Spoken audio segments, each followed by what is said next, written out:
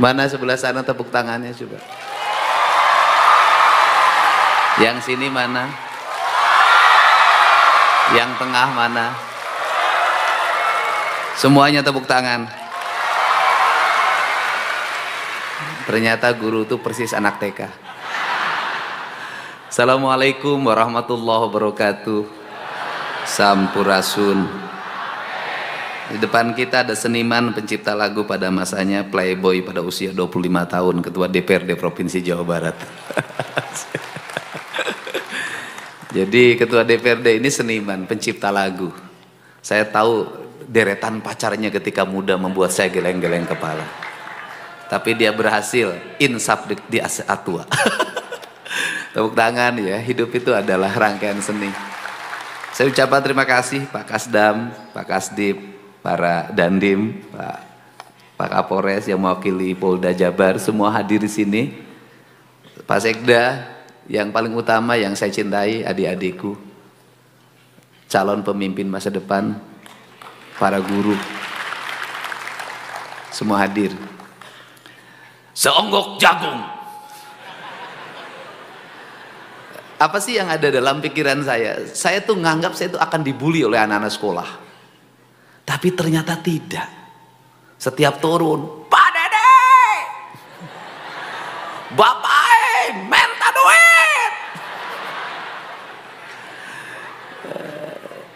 Bahwa bersikap disiplin, membuat arah kehidupan yang sesuai dengan arah kenegaraan, tidak akan membuat kita kehilangan citra sebenarnya.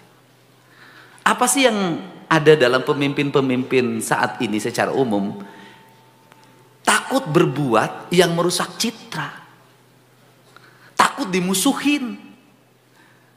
Kalau setiap orang melakukan sesuatu takut dimusuhin, polisi nggak akan nangkap penjahat. Kenapa? Maka seluruh keluarganya akan ada dendam pada polisi. Bayangin loh. Kalau takut citra buruk, tentara nggak mau nembak. Kalau ditembak nanti saya di video viral.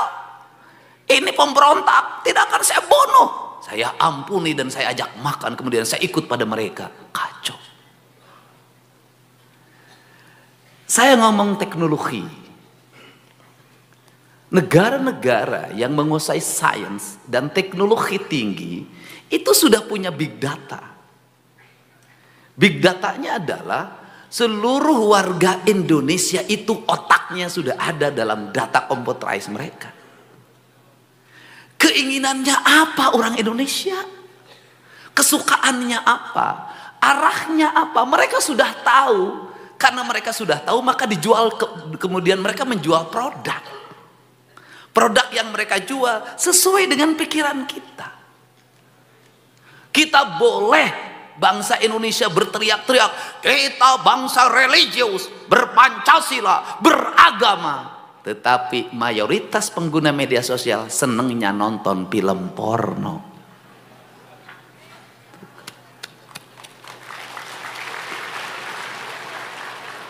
Kita ini bangsa yang pura-pura. Cek di depan orang, kamu pakai baju tidak sesuai dengan kaidah. Di belakang, halus ping-ping nak lain. Hanya ingin bagus di depan umum, kelakuan di belakangnya beda. Ini loh. Apalagi yang disukai kekerasan. Maka tawuran itu bagian dari skenario. Skenario apa? Skenario digital yang dibuat untuk apa? Membuat candu dalam pikiran anak-anak kita. Untuk apa? Menjadi generasi yang mudah lelah, menjadi generasi yang lemah, menjadi generasi yang seolah-olah bangsa ini tidak perlu diarahi. Itu problem yang saya lihat. Bangsa kita ini, anak-anak kita ini kakinya lumpuh, Pak Kasdip. Kenapa? Tak ada lagi tradisi berjalan, Pak. Keluar rumah naik motor, sana naik motor, kesini naik motor, kakinya nggak bisa lagi. Makanan yang dikonsumsi apa? Ikan yang sudah berbakteri. Apa dampaknya dari ikan yang berbakteri itu ketika dimakan? Generasinya mudah emosi, mudah putus asa hingga angka bunuh diri naik. Apa yang dikonsumsi makanan kita? Daging. Daging yang sudah mengalami proses perubahan gen.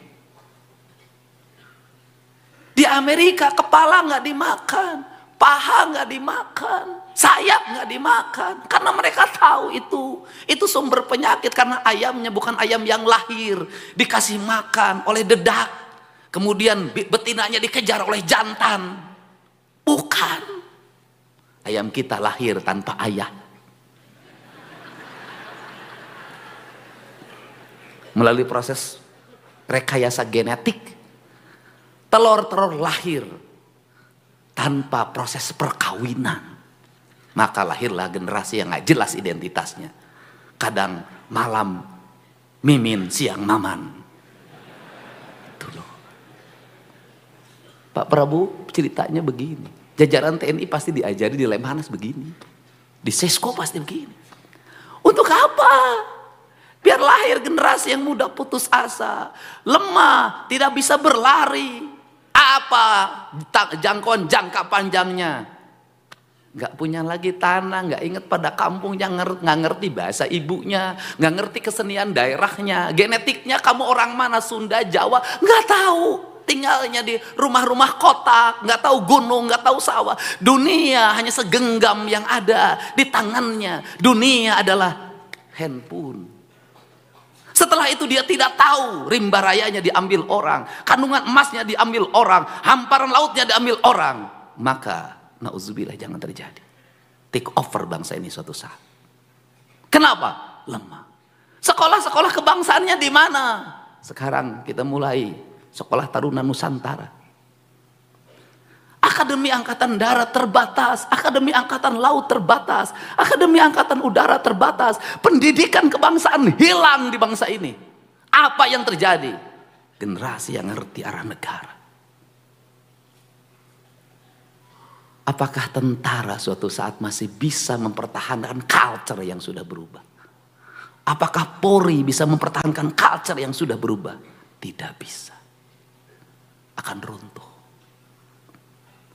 Saya di Jawa Barat ingin mengembalikan kembali citra itu.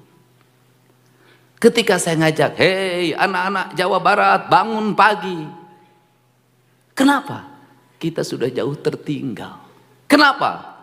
Kedokteran Cina, prakteknya diajarkan seorang dokter berlari di stadion untuk menjemput pasien. Unhan mengajarkan bagaimana orang-orang akademik itu punya spirit kebangsaan yang tinggi. Tidak bisa kata siapa orang pinter itu tidak boleh lari. Orang pinter harus lari. Kalau orang pinter tidak berkeringat, orang pinter tidak digerakkan, yang diandalkan hanya otaknya, maka setelah setruk ilmunya tidak bermanfaat. Kalau dia punya diabetes akut, ilmunya tidak bermanfaat. Hanya mengandalkan otak, ototnya tidak digerakkan, tidak bermanfaat. Karena hidup ini ada jiwa dan raga. Ada jisim kuring, ada jirim, ada isim anu kuring. Apa itu? Ada badan, ada isim, ada roh, ada kuring yang memilikinya. Itu yang disebutkan tritangtu. Ini pendidikan. Kenapa? Undang-undang dasar kita menegaskan bahwa tujuan pendidikan nasional adalah menciptakan manusia Indonesia seutuhnya. Kalau utuh, kata orang Sunda, kaluhur sirungan kahandap akaran. Apa artinya? Intelektualnya dia menjangkau ke alam ide. Karena manusia berasal dari alam ide. Alam ide itu dalam dunia kita disebut dunia maya. Itu adalah alam roh. Aristoteles mengatakan itu adalah abad ide. Orang Sunda mengatakan dalam filsafatnya itu disebut alam bihari. Alam bihari adalah kesetaraan, alam kesamaan. Tidak ada wanita, tidak ada pria, tidak ada pemimpin, tidak ada rakyat. Maka dia ide. Maka di dunia maya demokrasi dibuka. Siapapun bakal dibully, siapapun boleh membuli. Asalkan apa? Didasarkan pada aspek yang objektif, tidak bertentangan dengan undang-undang IT. Setara, nggak boleh marah, harus nerima. Itu ide. Apakah ilmu itu di bar? Tidak. Di Sang Hyang Siksa Kandang itu sudah ada. Makanya saya selalu ngomong, alam bihari, alam kiwari, alam poisu, tiga-tiganya alam. Filsafat kita mengajarkan kesatuan, tidak ada perbedaan. Barat mengajarkan perbedaan, itu bedanya. Saya lebih senang menekuti filsafat Sunda. Kenapa? Lebih manusiawi, lebih esensi, dan lebih menjangkau masa depan. Problemnya apa dari bangsa Sunda ini? Problemnya dari bangsa Sunda adalah tidak ada budaya menulis. Kenapa tidak ada budaya menulis? Karena dia menggunakan kekuatan rasa. Dan kemudian tidak ada pengakuan. Tidak ada yang ribut sekarang. Tidak ada hak cipta. Ti aloh KBG. Aloh. Karena di Sunda itu sosialisme. Tidak ada kepemilikan. Maka seluruh karya sastra, karya filsafat, karya ilmu pengetahuan tidak ditulis. Hanya dalam bentuk cerita. Kenapa? Teagul kue payung butut. Tidak ada. Anda cari itu cerita Lutung Kasarung karya siapa? Cerita Si Kabayan karya siapa? Cerita Dayang Sumbi karya siapa? Semua tidak ada karya siapa. Semua orang boleh menggunakannya. Kenapa? Karena tidak dikenal kapitalisme. Itu problem. Tetapi problemnya tidak terbukukan. Problemnya tidak tersampaikan dalam narasi akademik. Saya memilih ini hari ini. Kenapa saya memilih ini? Kapan? Ini Purwanto teman saya sejak HMI. Sejak saya menjadi wakil bupati saya menemukan, oh arah bangsa itu ini loh. Oh ini kemajuan itu. Oh ini capaian ini. Oh ini. Makanya 15 tahun yang lalu saya pasti dihajar di mana-mana. Waktu itu belum zaman medsos. Maka saya cepot. Saya adalah klinik. Saya orang musyrik. Saya tidak pernah takut. Kenapa? Yang saya yakini adalah kebenaran menuju kemajuan. Nah, jadi saya ngajarin apa? Kemiskinan jangan terus-terusan dieksploitasi saja. Kenapa? Bagi saya kemiskinan itu jalan menuju kekayaan. Seonggok jagung bagi seorang sastawan jadi kaya. Kenapa? Gara-gara seonggok jagung maka saya mendapat honor baca puisi. Kalau sekali baca 10 juta, awas kasihnya 10 juta ya. Ini boleh tanya Kang Iman, saya pertama jadi bupati, yang saya undang ke siapa? Iman Soleh. Soleh memang dia, walaupun wajah ganteng, istrinya satu. Ya, saya juga tidak tahu istri satu itu karena penghasilan terbatas sebagai dosen. Makanya Kang Iman nggak boleh jadi anggota DPR. Nanti takut berubah. Nah ini saya kenapa? Saya ingin ngajak orang aneh. Wakil bupati manggil baca puisi. Orang lain bukan itu. Kenapa? Saya ngajarin orang sastra. Saya ngajak Kang Iman keliling sekolah SMA di Jawa Barat dulu waktu saya jadi Bupati Purwakarta. Udah keliling baca puisi. Kenapa? Ini karya. Kenapa? Tidak ada peradaban sebuah bangsa menuju kemajuan tanpa karya sastra. Nggak ada. Oke. Kita ini kan bang, dari seonggok jagung itu Anda jangan menyerah. Bapak saya miskin, hanya kuli buruh tani. Bersyukurlah Anda menjadi kuli buruh tani bapaknya. Kenapa?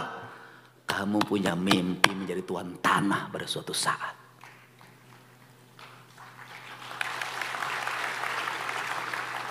Bapak saya kopral. Berbanggalah menjadi anak kopral. Kamu punya mimpi jadi jenderal. Bapak saya kuli pabrik. Berbanggalah jadi anak kuli pabrik. Kamu jadi pemilik pabrik. Berbanggalah. Kalau saya katakan, kalau Anda miskin, Anda punya kesempatan yang besar untuk menjadi orang kaya. Kenapa? Keadaan akan membawa Anda untuk terbang ke langit. Tidak ada orang yang mental ke atas tanpa tekanan. Tidak ada. Semakin tinggi tekanan, maka semakin tinggi energi yang kita miliki.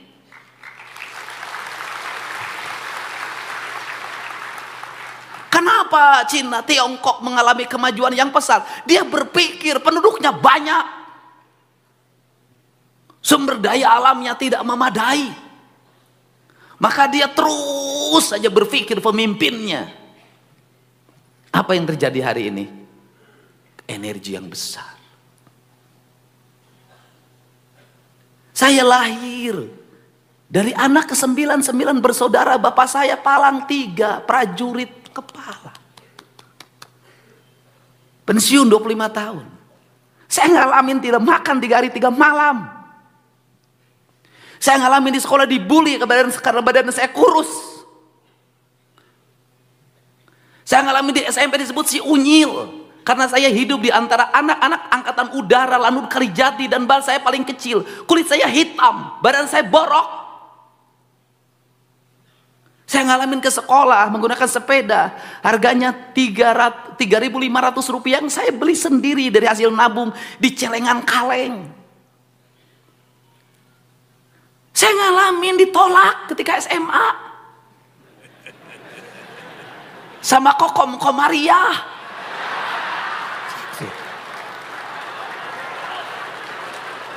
Masih ingat nama itu sampai sekarang. Sama Nur, tolak saya. Kenapa? Nggak tertarik sama saya. Orang ke sekolah naik motor, saya ke sekolah naik sepeda, SMA. Orang pulang sekolah nongkrong, merokok, nonton bioskop, ngalah solo di kebun karet. Saya tuh ngalamin Pak, mikul kayu bakar. Ada orang yang ditaksir saya sebelah sana, malu lewat, saya lewat sungai. Jadi kalau cerita Garut Pak Sekda, saya ketika ditolak oleh perempuan diajakin oleh teman saya namanya Iyep. SMA itu, kelas 2. Sudah capek bikin suratnya. Kenapa kan harus beli kertas surat yang harum ada tulisan Lope? Kita pengalaman hidup ini, prihatin itu. Tak ada keprihatinan. Udah beli itu, dan untuk mendapatkan itu saya harus jual kayu bakar demi kamu Komaria dan Nur itu. Dan waktu itu harus nulis, aduh saya malam hari jam 12 selesai tahajud dengan harapan diterima. Hujan jatuh, airnya merintik, genteng bocor rumah saya. Tak bisa, aku harus percaya diri. Teruntuk Kokom Komariah di Peraduan. Seiring angin mendesir, air yang jatuh di genting. Kutulis sebuah pesan untukmu. Rindu yang tiada pernah bertemu. Hari selalu ku nanti untuk melihat dirimu walaupun dari jauh. Sastra. Aku mengerti aku ini siapa. Tak layak aku untuk meraihmu. Kulitku yang hitam, badanku yang berbalut getah karet yang selalu kupikul dalam setiap waktu. Tak memungkinkan aku untuk menemuimu yang anak seorang guru agama. Anak guru agama itu. Tapi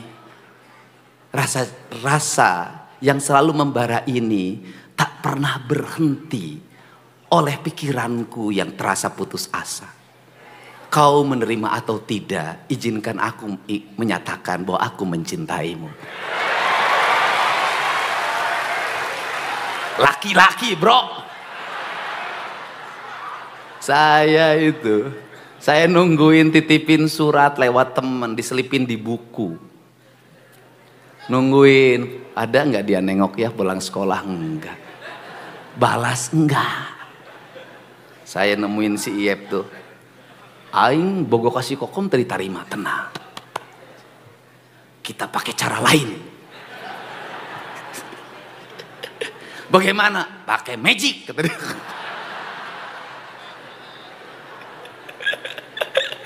Yang angkatan sekolahnya 90-an lah ngalamin yang beginilah. Jadi bagaimana pakai magic? Udah puasa. Waduh, saya puasa. Berapa hari? 40 hari. Waduh. Ya udah demi Kokom. Saya puasa 40 hari, Pak. Tamat, enggak coba balas juga. Tingkatin. 40 hari. Tuh enggak balas ya tiap cain. Tingkatkan apa? Mutih 40 hari. Maksudnya putih gimana? Makannya hanya nasi putih tanpa apapun, minum air putih. Aduh, ya kita jalanin demi kokom. Aduh, itu belum juga. Naikkan wae, tambah lagi, mati geni. Aduh, apa 3 hari 3 malam nggak boleh keluar kamar tanpa bicara. Ngalamin saya. Habis itu lagi, apa lagi? Kata dia tuh, kita harus mandi 7 sumur. Aduh. Ya oke. Demi cinta saya bilang. Ngalamin Pak, saya tengah malam itu anak muda kelas 2 SMA dari satu hulu sungai ke hulu sungai lain. Habis lagi harus bakar apa lagi daun padi. Aing tamat tapi ke SMA angge si kokom teh daekeun. Dan menurut kabar kokom itu menikah dengan anggota Polri. Di Polsek. Apa sih sebenarnya pelajaran dari situ? Pada saat itu untuk meraih cinta harus berkorban, bekerja.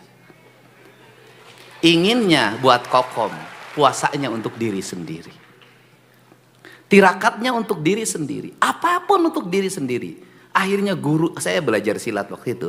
Guru silat saya mengatakan, wah aing tirakat wae anger teu payu bah, namanya Bah Jaja itu.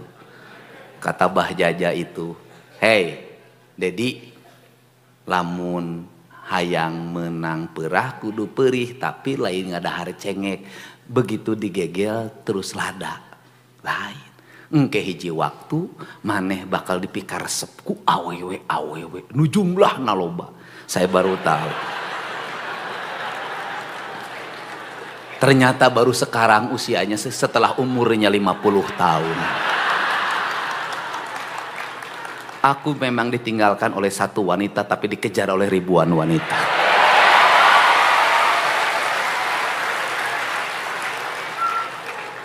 Tapi sayang, cintaku tak akan pernah berlabuh pada yang lain. Kecuali Hyang Sukma Ayu. Dan sampai hari ini Hyang Sukma Ayu sambil menduk bubuk dada mengatakan, ayah jangan nikah lagi. Kenapa? Ayah punya Hyang. Hyang tidak mau ada saingan. Demi untukmu aku rela untuk tidak nikah lagi di depanmu.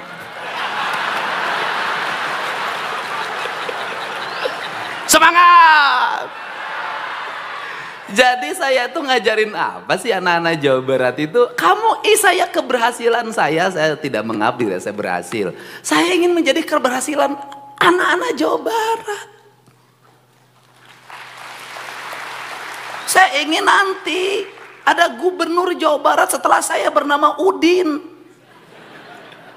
Saya ingin ada gubernur yang terlahir dari pemulung, ada gubernur yang terlahir dari buruh tani, saya gubernur yang terlahir dari tentara pangkatnya prajurit kepala palang 3, daftar akademi angkatan darat Akmil lulus.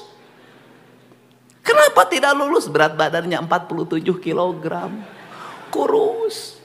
Ibu saya, atuh gimana, atuh harus jadi tentara. Kata ibu saya, kata bapak, kamu satu-satunya anak bapak yang ke-9 tidak ada penerus yang jadi tentara. Makan pepaya, dahar. Pisang, makan. Teman saya ngasih obat namanya Harsen. Biar makannya gede, badannya gede, kamu bisa jadi tentara. Kan kamu jadi backing saya nanti. Kata teman saya, aduh alhamdulillah saya minum pil Harsen. Boro-boro naik badan, pipi gede.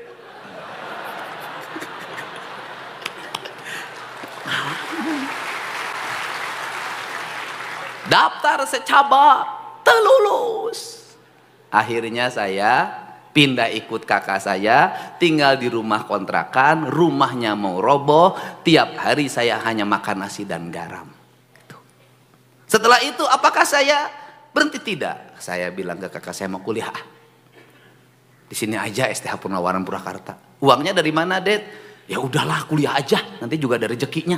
Saya ikut kuliah kelas karyawan. Muridnya hanya 30, semua pegawai yang ngeskarolot. Kemudian saya nggak habis akal, saya dimodali oleh teman saya. Saya dimodali oleh teman saya namanya Galih, ingat saja sekarang pegawai Pemda Purwakarta. Jadi anak buah saya ketika jadi bupati, saya dikasih uang waktu itu 1 juta. Kemudian saya buka kantin, jualan bala-bala. Di sekolah jualan gehu, lemper.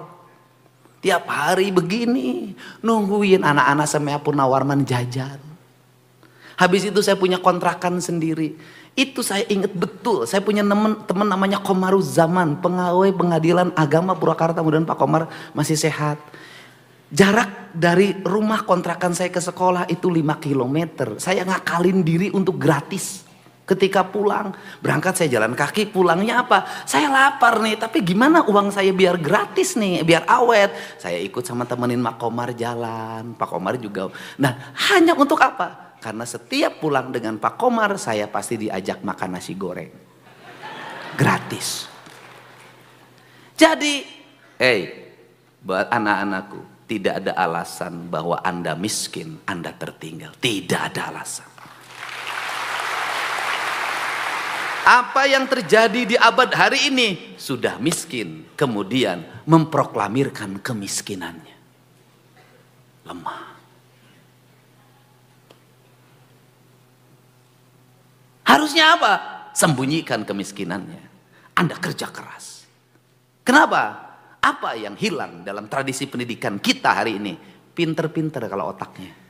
Tapi lemah fisiknya, lemah mentalnya, kerja kerasnya lemah. Hidup dengan keluhan. Berkeluh kesah di media sosial. Terus kalau Anda berkeluh kesah di media sosial, emang orang simpati pada Anda? Tidak. Kerja keras. Kita ngomong guru. Apakah guru sekarang menderita? Menurut saya tidak lebih menderita dibanding guru zaman dulu. Ngomong kelas. Wow, saya kelas 1 SD muridnya 60. Satu bangkunya 3. Penyakitnya apa? Kopok. Kita ngalamin lah anak tahun 70 bu dokter. Kopok, bu kopok. Di kelas saya dari 60 murid 10 yang kopok. Bayangin loh, guru zaman itu loh. Habis itu sekolahnya giliran pagi, sore, siang, jam 1 udah dari sawah ngangon doma, teu mandi heula, masuk ke kelas kopok. Itu sekelas baunya luar biasa. Penyakitnya kedua lagi ololeho. Murid zaman dulu kesini ke sekolahnya. Ada yang disenal, ada yang enggak, ada yang nyeker. Itu kakinya belah-belah. Ke sekolah suka dipariksa. Hidung. Untuk ngakalinnya pakai jalantah. Sudahlah, menderita Pak, menderita. Gurunya pakai kapur. Guru di mejanya disimpan itu. Pangebug. Bodoh sih ya. Saya termasuk anak yang 20 orang dari 60 tidak naik kelas. Dedi Mulyadi tidak naik kelas. Bodoh aing teh. Tiap hari gini aja ditangtungkan suruh baca. Kieu. Apakah guru zaman itu dilaporin polisi? Tidak. Di sekolah digampar, geplak. Pulang ke rumah, kunaon sia dicabok ku guru. Tadi maledog sekolah make batu, gaplok deui. Ponten ya, mohon maaf kita memang hari ini sudah harus mengikuti ratifikasi perjanjian perlindungan anak. Tetapi anak waktu itu lahir anak kokoh. Hari ini anak lebih galak tibatan gurunya. Anak lebih galak tibatan bapaknya. Anak-anak hari ini tumbuh lemah. Dan mohon maaf banget, tahun 70-an anak-anak orang kaya tuh santai. 80-an anak orang miskin kerja keras. Saya ingat betul di desa saya, anak orang kaya nggak ada yang sukses, ya biasa aja standar. Tapi anak-anak yang biasa tuh sukses-sukses. Kenapa? Waktu itu beda. Hari ini terbalik. Anak-anak orang kaya disimpan di yayasan pendidikan, anak tentara, akademi angkatan darat, anaknya angkatan darat lagi besok. Karena disiapin. Anaknya politisi, disiapin jadi anggota DPR lagi. Anak gubernur disiapin jadi gubernur lagi. Anak bupati disiapin anaknya jadi bupati lagi. Anak kepala desa disiapin anak Jairoh. karunya. Motorna belum lunas, sudah dipurutulan, diganti knalpotnya, ikut rombongan geng. Mohon maaf, bonceng perempuan, setelah itu hamil. Kan saya banyak nanganin. Kawin sebentar, setelah itu pisah lagi. Anak usia muda, sudah punya anak lagi, bapaknya miskin, sudah mikirin 3 anaknya dari perkawinan yang sebentar-sebentar. Saya nanganin Pak yang begitu. Bukan kata orang, saya sendiri, saya tahu keadaan mereka. Apa? Lemah Pak.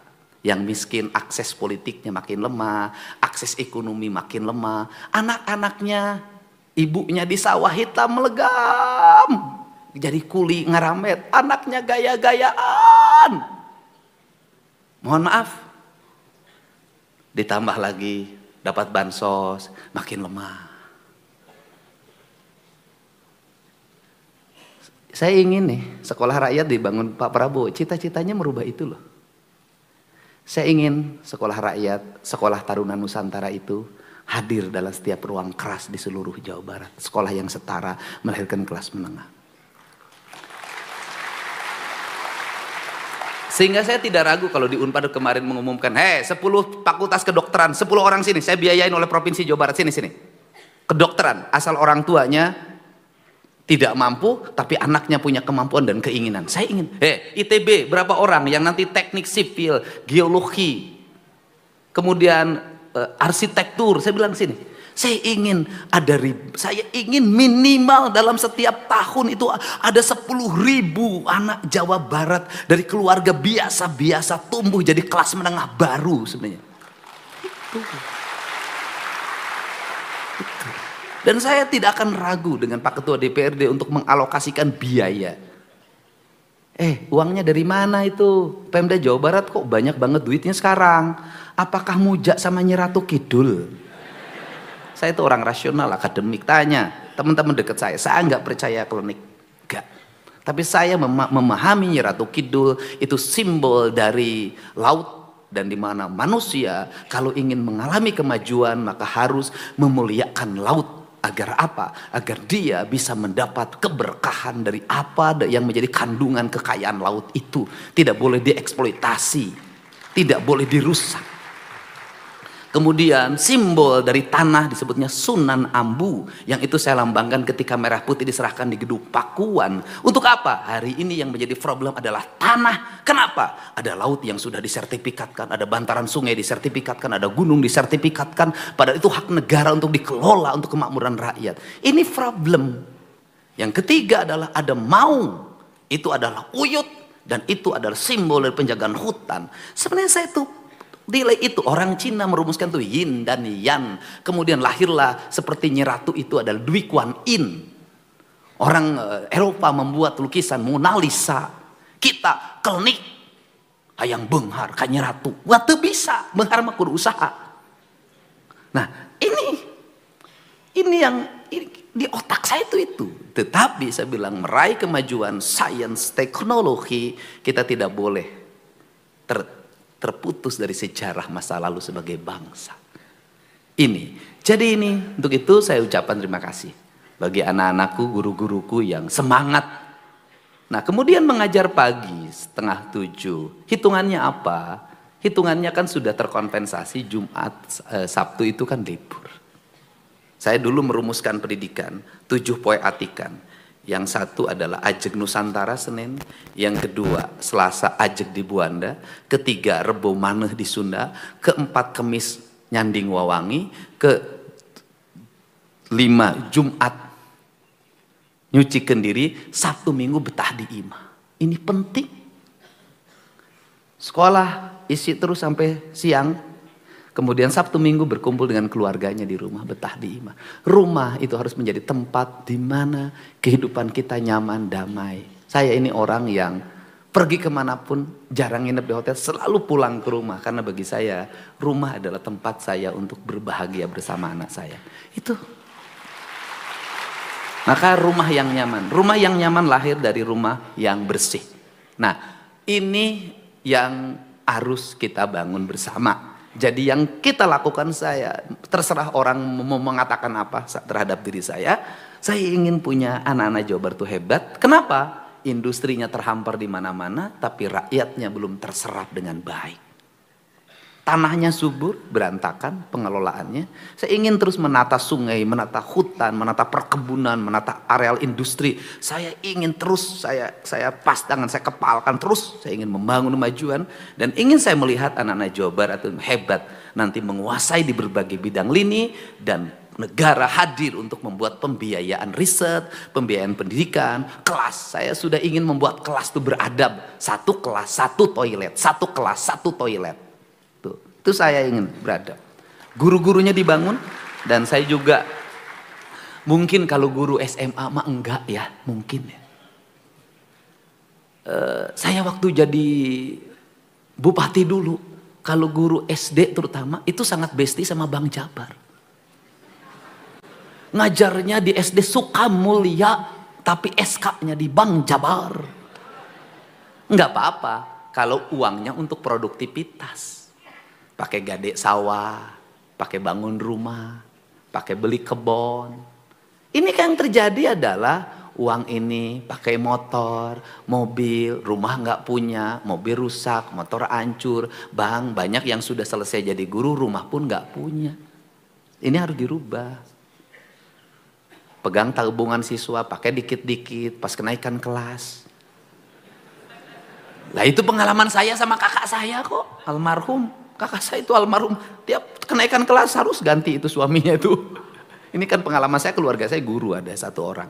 Nah ini rubah perspektif. Dan kenapa saya mohon maaf juga, nanti harus ada aturan juga Pak Kepala Dinas.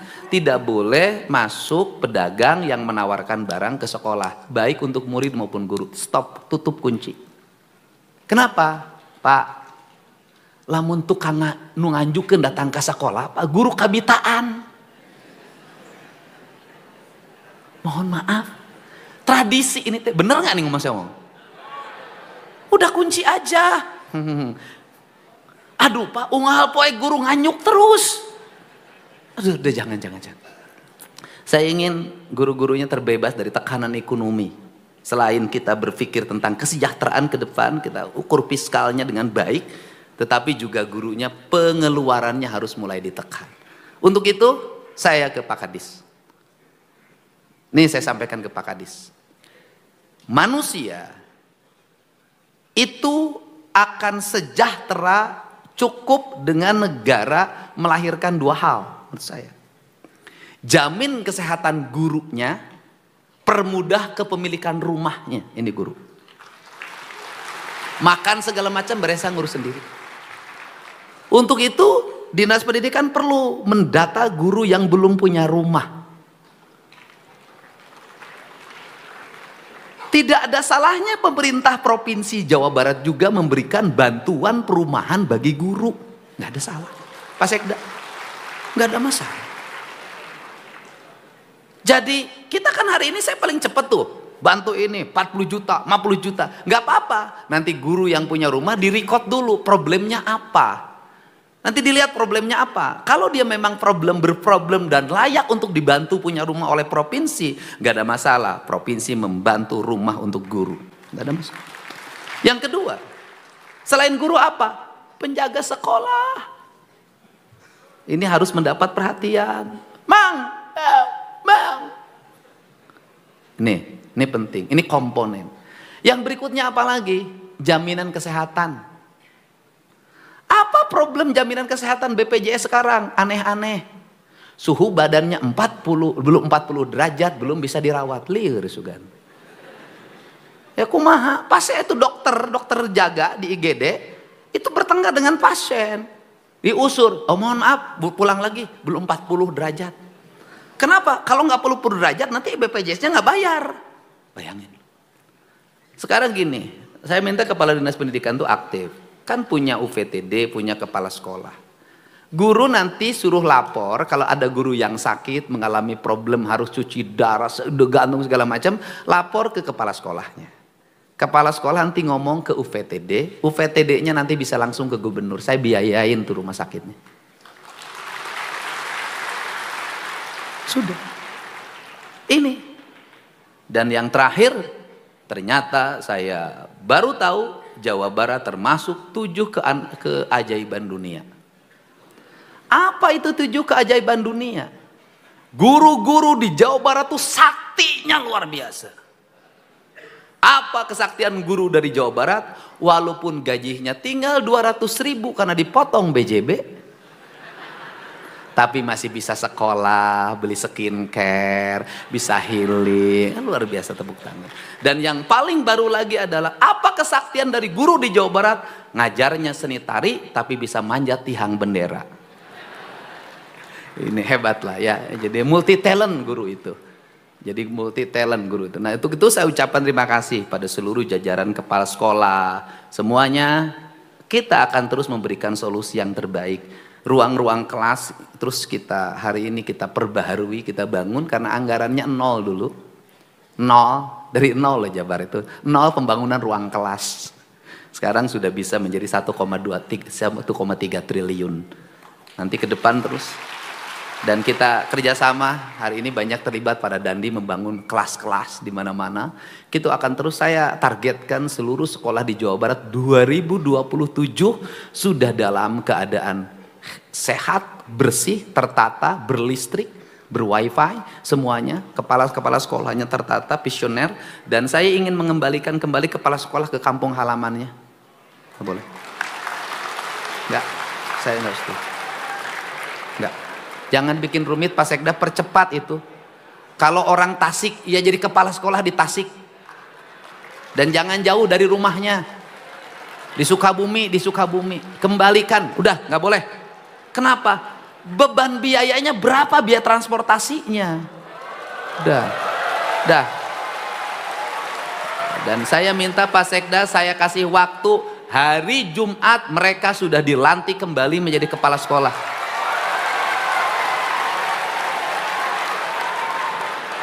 Di provinsi biasa begitu Pak.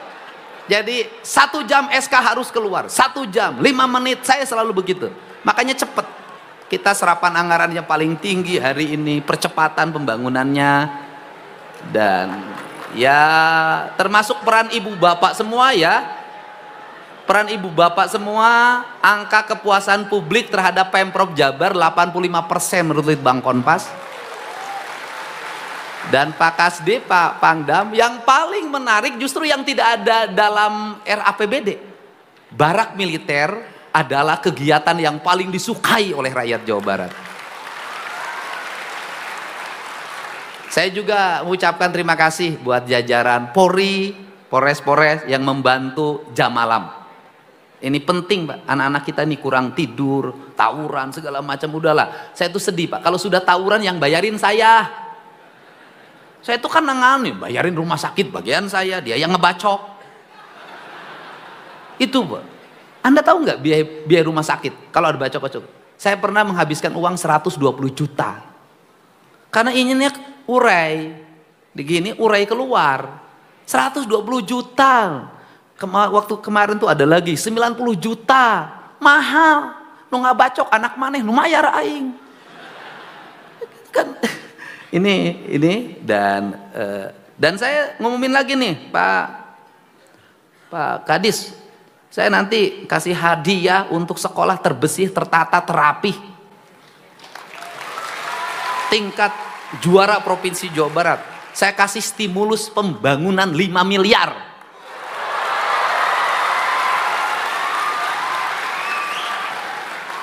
Itu yang juara provinsi ya. Yang pertama Pak Sekda, juara provinsinya yang pertama 5 miliar, juara keduanya 3 miliar, juara ketiganya 2 miliar. Nanti ada yang juara kabupaten. Juara kabupatennya mendapat stimulus pembangunan 1,5 miliar.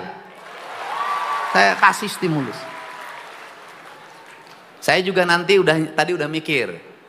Kalau ada daerah yang sudah bebas tawuran, bebas kenakalan remaja, jam malamnya efektif, saya nanti mau ngasih hadiah buat Kapolres dan Dandimnya. Setuju? Setuju? Nanti juga kami akan mengumumkan sekolah terkotor di Jawa Barat. Ya kalau terbaik diumumin terkotor. Saya juga sudah minta Pak Sekda mengumumkan Guru terbaik dan guru termalas. Umumin Pak di situsnya. Ya betul nggak? Jadi di situsnya itu ada situs dinas pendidikan diumumin. Bulan ini guru yang paling rajin ini di kecamatan ini. Yang paling mal ini umumin, bikin animatifnya. Guru maneh caing teh. Untuk itu saya ucapkan terima kasih. Mohon maaf banget ini gubernurnya banyak ngatur pada di ini, segala diatur. Ya sekolah itu adalah aturan. Kalau nggak mau masuk dalam aturan nggak mau masuk sekolah. Dan terakhir kita belajar deh dari siapa? Dari TNI Polri. Di antara seluruh pejabat pegawai negara yang paling banyak aturan siapa? TNI Polri. Baju diatur, pasang lencana diatur, masukin diatur, sabuk diatur, sepatu diatur, tinggi badan diatur, rambut diatur, berat badan diatur, semua sudah diatur. Apakah TNI Polri tidak bahagia? Bahagia ternyata. Apakah TNI Polri dianggap organisasi yang tidak tertata? Paling solid. Siap salah, siap salah. Itu kalau ditegur pimpinan, siap padahal benar. Kenapa? Karena di mata pimpinan semuanya salah. Kalau di TNI Polri pemimpinlah yang penentu kebenaran. Siap salah, walaupun benar sebenarnya siap salah. Nah gitu, makanya kemarin saya marahin sekda. Hei, kamu salah itu. Kalau aneh, kamu ngomong aja cukup satu. Siap salah, tak itu, siap salah. Kalau sipil argumentasinya panjang, Pak Sekda, panjang. Udah jangan panjang-panjang. Aku salah si ate caing teh. Siap salah cukup caing teh eta. Karena profesor, doktor Pak pakai argumentasi, landasan berpikir, filosofi ganeng caing teh. Siap salah, komando. Sipil itu harus ditertibkan, Pak. Sipil itu ya walaupun tahu lah. Jadi pemimpin itu kan kadang siap di depan, di belakang diomongkeun. Ngomong aing pusing, siap salah, siap salah. Nah nanti itu pemimpin itu nanti ngaku itu di ujungnya. Jadi kalau saya tadi saya yang salah bukan anak buah yang salah. Tapi di ujung nanti sebenarnya mana udah bener tapi ulah hareupeun anak buah sia teh wibawa kudu dijaga. Itu seni memimpin. Dan pemimpin tuh dalam militer, dalam Polri sama. Biasanya anak buah yang paling sering dimarahin itulah anak buah yang paling disayangi. Kenapa? Karena kalau sudah tidak disayangi nggak usah ditegur, nggak usah diluruskan, nggak usah dibangun, biarin masih ya weh. Nah saya ini. Nah, kepala dinas pendidikan ini termasuk yang sering belegug siapa? Cuk aing teh belegug siapa? Gitu. Cicing kudu kumaha atuh cenah gitu. Belegug siapa? Stres tuh Pak. Pertama jadi kepala dinas pendidikan tidak saya tanya selama 2 bulan. Belegug siapa aing teh? Nah gitu. Tapi kan tidak ditanya barijeng diangkat jadi eselon 2 di provinsi kan nggak ada masalah. Daripada ditanya di mutasi. Kamu teh guru yang paling baik, aku sayang sama kamu. Sekarang kamu ngajar tuh di ditu. Oke, semangat, Bu. Semangat ya.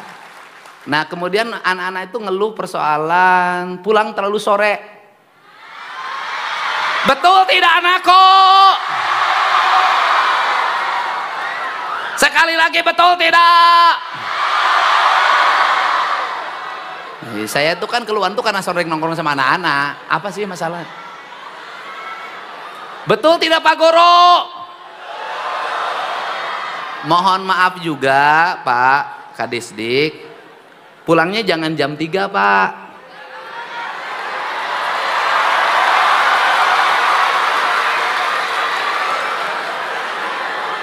Bayangin loh, mereka sudah bangun jam 5, setengah 5, berangkat ke sekolah setengah 7, terus kalau pulangnya ke rumah setengah 4 Pak, capek Pak, kelelahan.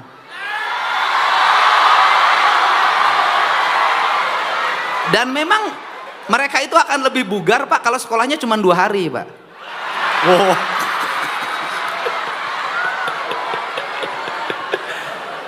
Siga nyihiang bolos wae. Nyihiang itu anak saya itu lebih lucu. Sekolah pertama kelas 1. Sudah seminggu udah pindah kelas. Saya bilang Nyihiang kok kenapa jadi kelas 2? Kelamaan gitu.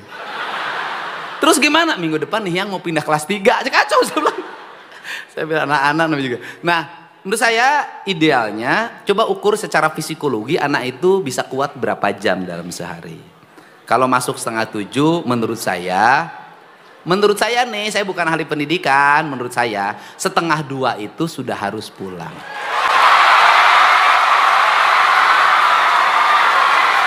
Setuju?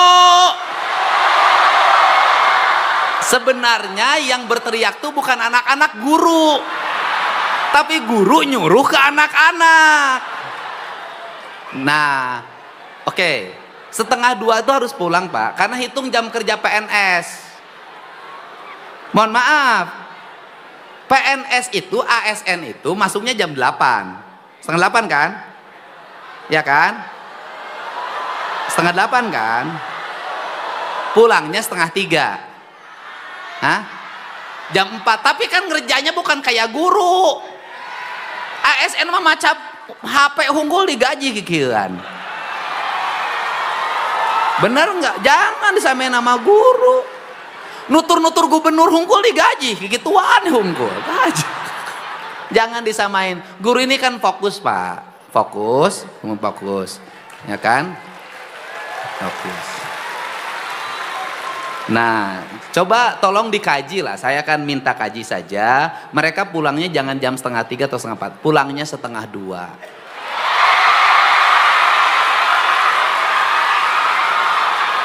Sampai rumah 2:30. Dia mandi, istirahat 3:30 sudah berkumpul di rumah. Tapi dengan catatan anak sekolah pulang sekolah langsung ke rumah. Jadi nanti kalau nanti Polri menemukan anak-anak pulang sekolah tidak langsung ke rumah, maka jam pelajarannya tambah sampai maghrib. Setuju nggak? Saya ini sudah begini loh ketemu anak-anak. Knalpot brong. Knalpot brong. Aing gubernur ya. Sia lamun teu ganti knalpot brongna, besok tidak naik kelas. Saya begitu Pak sekarang. Tapi kan saya kasihan sama anak-anaknya. 400.000 ganti knalpot. Akhirnya itu anaknya ngajain rombongan 8 orang isukna. Sak goblok aing ganti kabel loba-loba teuing. Pak knalpot brong, Pak. Aduh, awas cirian. Saya itu Pak, mohon maaf jajaran Polri, saya itu di kampung saya di Lemur Pakuan tidak boleh lewat motor yang knalpotnya brong. Saya sudah mengganti lebih dari 100 knalpot. Kenapa? Sekolah tuh ngajarin pendidikan. Yang harus ngejelasin tentang knalpot brong itu adalah guru biologi atau guru fisika. Itu gelombang yang bisa diterima oleh telinga itu berapa gelombangnya, kekuatannya gitu. Kemudian gurunya bikin sampel, kepinter. Guru ngambil motor masukin ke ruang kelas. Anak yang kemudian diukur tekanan gelombangnya, kan ada alat ukurnya tuh. Terus kemudian anak-anak itu suruh mendengarkan. Itu cara, itulah disebut studi tour.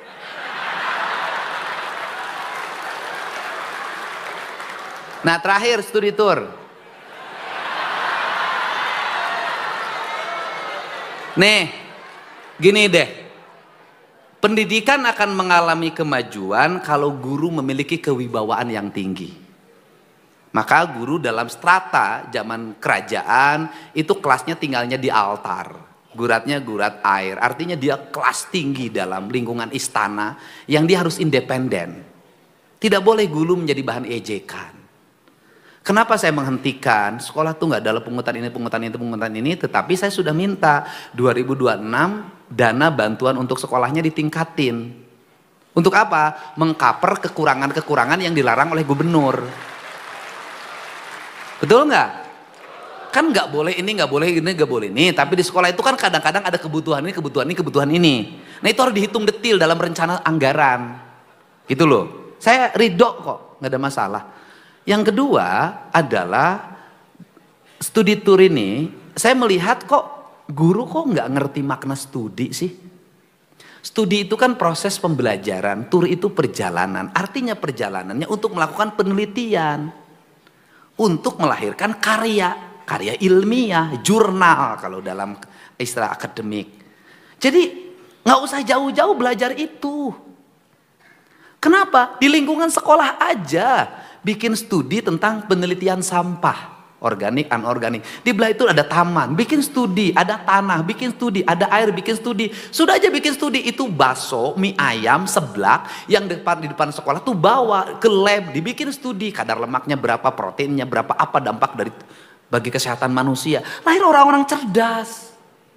Sekarang tuh nggak peduli, mohon maaf, saya sangat peduli pada pendidikan. Saya tinggal di Subang, lewat namanya SMA 2. Sama apa tuh, stiper apa tuh. Berantakan. Saya tuh nggak pernah ngomong APBD. Bongkar, beresin, saya bayarin. Selesai rapi. Sekolahnya dan ke depan, mohon Pak Sekda koordinasikan dengan PU. 1 kilometer menuju sekolah harus bertrotoar dengan baik.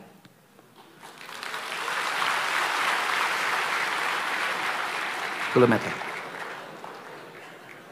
Nanti ada haltenya, ada taman-tamannya, ada air yang siap minum. Nanti anak-anak sekolah itu bergandengan dengan pacarnya nggak apa-apa. Emang nggak boleh? Pak, saya juga dulu pengen, cuman nggak kesampaian. Nggak apa-apa. Sambil nyanyi lagunya Iwan Fals. Zaman dulu, jalan bergandengan tak pernah jajan-jajan. Saya ingin itu berada, saya tuh di otak saya itu sekolah tuh pusat peradaban. Sekolah itu, nah ini karya-karya ini harus muncul gitu, bukan rutinitas. Saya ingin tertata, maka program di saya hari ini adalah jalan menuju sekolah, itu prioritas. Anda tahu nggak, 2026 itu pemerintah provinsi akan membangun jembatan senilai 26 miliar yang itu jembatan hanya digunakan rakit untuk anak sekolah yang 4 orang. Saya nggak ada masalah. Ini penting. Dan kemudian guru-guru lapor lagi di seluruh Jawa Barat, nggak boleh lagi ada anak sekolah lewat sungai bergelantungan, nggak boleh. Saya pasti bangun, cepat selesaiin. Mau kewenangan desa, mau kabupaten, nggak ada urusan saya. Karena itu adalah martabat pendidikan di Jawa Barat. Mau SD, mau SD, nggak ada urusan saya. Ini penting. Dan saya juga punya mimpi. Punya mimpi apa? Punya mimpi ke depan ada bis sekolah. Itu mimpi. Ini mimpi ya, ini mimpi. Untuk daerah mana? Daerah-daerah yang tidak terjangkau oleh transportasi. Nah, saya dulu waktu bupati mewujudkan itu, Pak. Masih ada tuh mobilnya.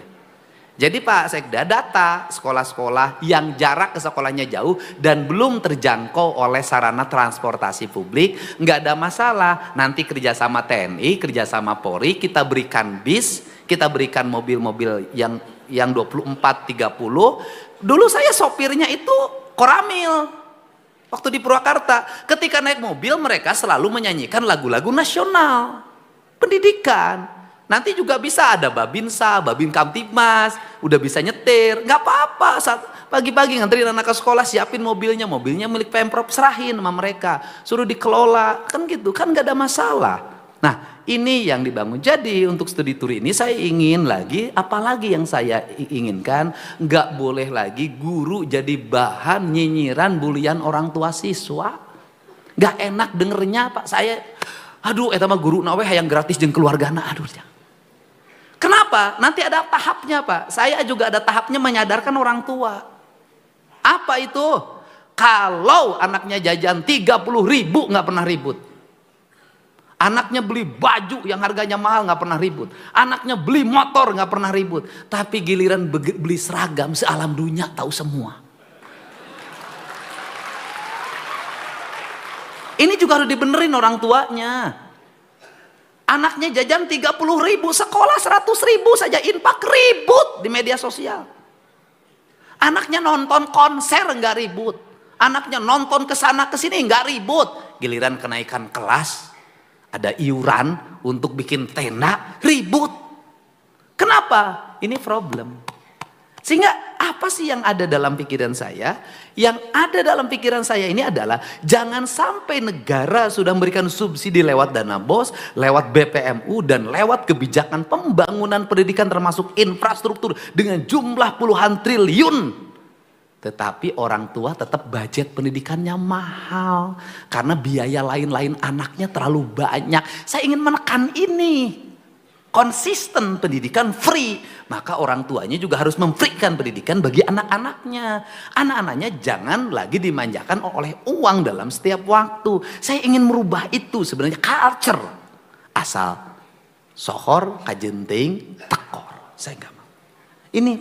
Ini culture yang ini bangun. Untuk itu saya ucapkan terima kasih atas dukungannya pada semuanya. Mari bersama-sama wujudkan pendidikan yang berkualitas, yang bermartabat, pendidikan istimewa bagi masyarakat Jawa Barat, dan guru-guru yang istimewa, murid-murid yang istimewa, anggaran yang istimewa, kurikulum yang istimewa. Semua harus dilakukan dengan keistimewaan. Saya ucapkan terima kasih. Saya tidak bisa sampai akhir karena saya ditunggu di Unpad. Ada kunjungan Bu Titi, Pak Soeharto ke Unpad. Saya sudah ditunggu di sana. Semangat! Semangat! Semangat semuanya. Kita bangun sistem yang transparan, terbuka, akuntabel. Ini adalah prasyarat menuju kemajuan. Kita bangun anak-anak Jawa Barat cager, bener, pinter, singer. Wallahu muwaffiq ila aqwamit thoriq. Assalamualaikum warahmatullahi wabarakatuh. Sampurasun.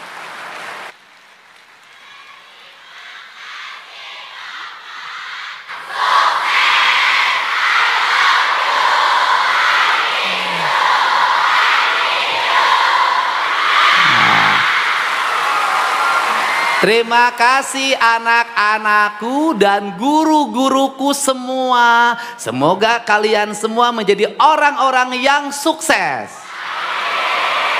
Sekolahnya santai, rezekinya banyak.